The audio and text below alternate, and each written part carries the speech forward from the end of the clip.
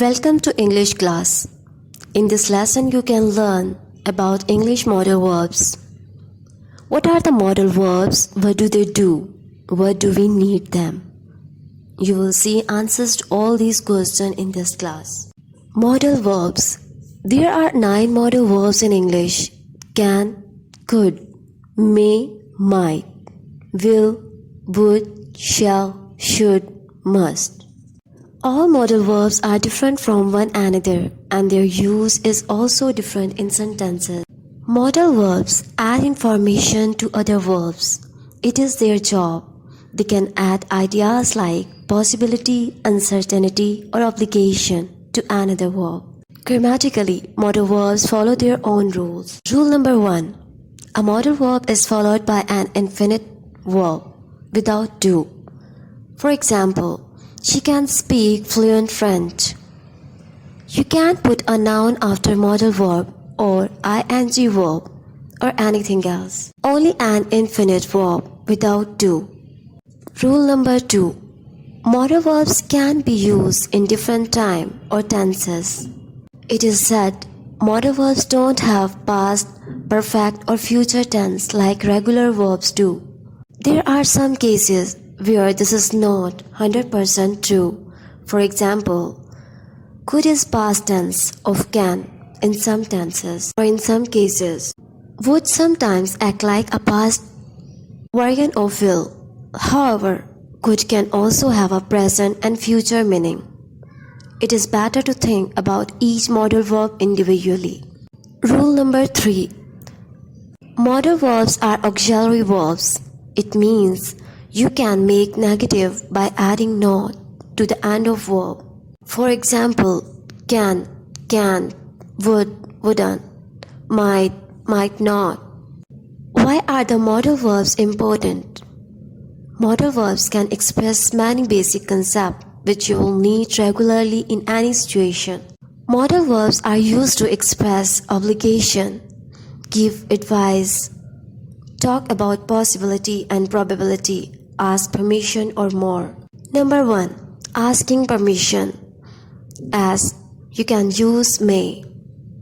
Number 2. Expressing possibility or impossibility. May, might, could. Giving advice or suggestions like should. Expressing certainty, uncertainty. Expressing probability when you think one result is more likely than other. Next, expressing willingness or refusal when someone lets or doesn't let someone else do something. Making a request or an offer. Expressing obligation when it is necessary to do something. And the last one, expressing ability when something or someone have the ability to do something or not. Sometimes some ideas overlap one another.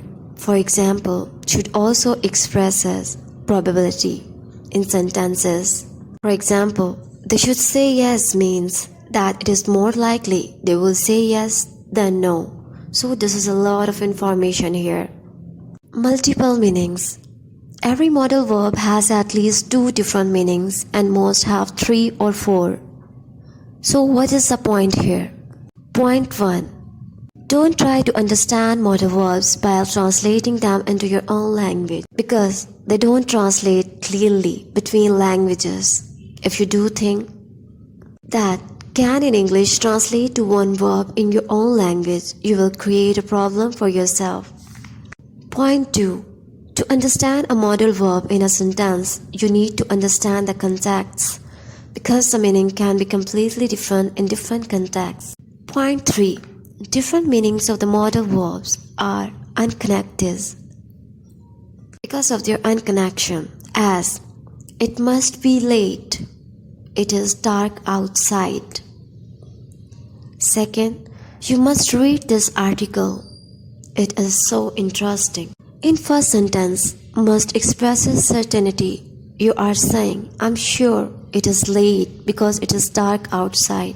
In second sentence, must expresses strong advice. Most English learners will must learn must to express obligation in sentence for ease. Semi-modal verbs. Semi-modal verbs have some features of the modal verbs, but not all. Semi-modal verbs do the same things as modal verbs. They add information to other verbs. They can express many of the same ideas like obligation or giving advice. They don't follow all the grammar rules or regular verbs. Semi-modal verbs are ought to, had better, dare, need, used to,